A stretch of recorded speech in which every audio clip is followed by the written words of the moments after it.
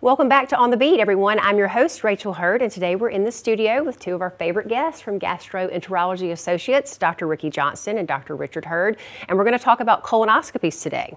Welcome back.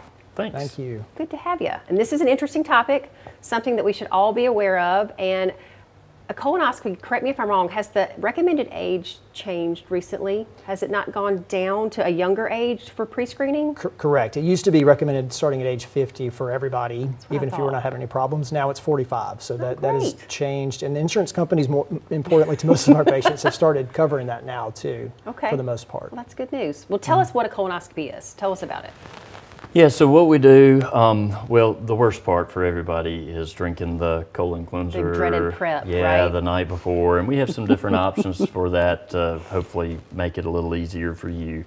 But the next day you come in and we put you to sleep. You won't know what's happening. But what we're doing is looking in your colon for polyps. Those are what grow into cancer.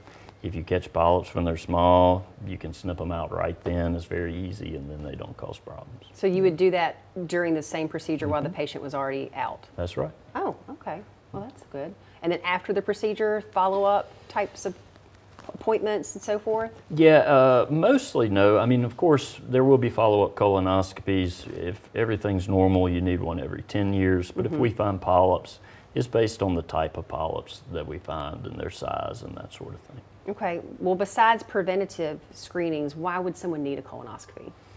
For lots of reasons. Stomach symptoms. So, you know, first, well, as we've said before, you don't want to wait for symptoms to have colonoscopy. You want to have your routine screening. But also, if you're having symptoms such as bleeding, abdominal pain, change in your bowel habits, then yes, that's definitely a reason to get checked out. We touched on a previous episode about the increasing risk in young people. So I think it's real important to reiterate to our younger audience, like, even though you're not 50 or 45 yet, if you're having any symptoms at all, that's still something to go get checked out, particularly if it's rectal bleeding, which may or most likely is hemorrhoids, but anything abnormal like that certainly needs an evaluation. What are reasons people don't have colonoscopies? Richard alluded to it at the takeoff about the prep. Seems to be the most biggest, I think, hurdle for most people to get over. So that's the, they've heard how bad it is. And we'll find frequently, though, people come in once they have it done, think it's not as bad as they were anticipating. But I'd say prep is probably the biggest hurdle. And then, people are either afraid of being put to sleep, they're afraid maybe of what might be found. We run into some other factors, socioeconomic, and then transportation issues with some patients who may not have family and support to give them a ride. Because since you're put to sleep for the procedure, you do have to have a ride home. Somebody to take you home. Yeah. So the prep, though, it has evolved and become better over the years, right? I mean, it is definitely something that has improved. Oh, yeah. I think it's as scary as it used to be. Yeah, well, that dreaded gallon jug, go lightly, that's been around forever is still around. And believe it or not, some people choose to do that because they've done it before and it was fine for them. But yes, there are many low volume preps now that are easier to drink, easier to take.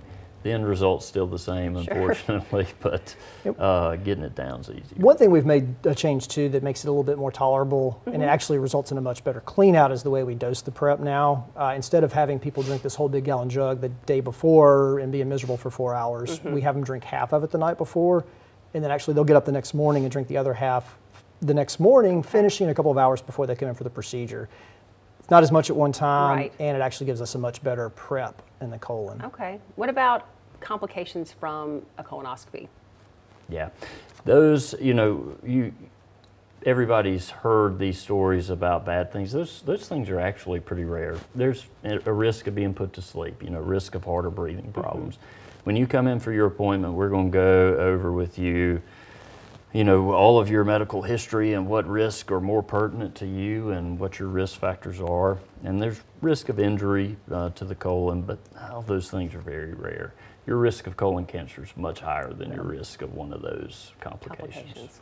Well, that's a lot of information. I appreciate y'all sharing that with us. I know we're going to do one more segment next month, and we're looking forward to it. Yes. If you want to find out more information about colonoscopies, prep, and the procedure, call our friends at Gastroenterology Associates to schedule your appointment. The doctors will take excellent care of you. All the information's up on the screen, and we'll be back after this short break.